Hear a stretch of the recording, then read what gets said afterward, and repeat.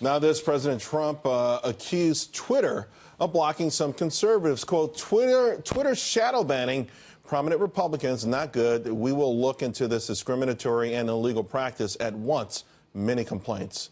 Well, one of those groups that says it was shadow banned, Women for Trump. Joining us now, Amy Kremer, the co-founder for Women for Trump. Amy, explain to the audience how you know that you and your organization have been shadow banned. What's the evidence of that?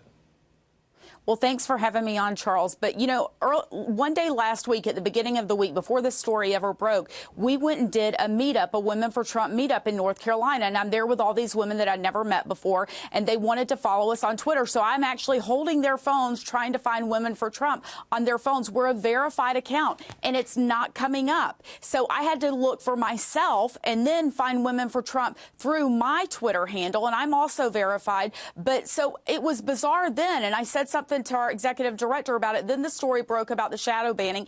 And, you know, I'm glad that President Trump brought this out, because it has been happening. I'm not surprised by it. We've seen all this censorship of conservatives, not only across Twitter, but Facebook as well. And so I'm glad that he's brought attention to it. And I think Twitter needs to fix it. Did you reach out to anyone at Twitter or Twitter itself?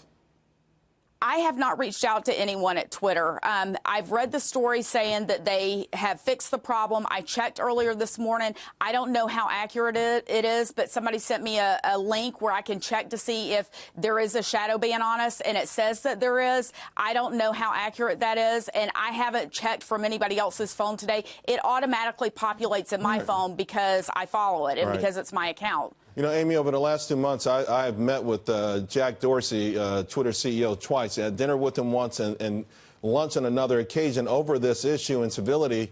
And they have a meeting today, in fact, I was invited to. I couldn't make it. But the point that, you know, and I tried to drive this point home to him. Listen, you've got too many liberals in New York and San Francisco who are either doing this manually or designing the algorithms that are doing this. And I think they're making a big mistake when they get technical. Well, it's not really shadow banning. Whatever it is, it's unfair and it does muffle voices. And I think people need to speak out loud and clear about this, because I think he wants the platform to be fair to everyone, so they should make it fair, right? Well, look, I've heard him say I've been told he wants it to be fair. It's like the town square. And I agree. I came up through the Tea Party movement. That's when I first got involved in politics. And had it not been for Twitter, the Tea Party movement would not be here. That's how we all came together. It's a great information highway, and we need it, but it needs to be fair. And I think that another thing they need to do, Charles, I know that about the trolls and the bots and this, but, you know, they need to start verifying everybody.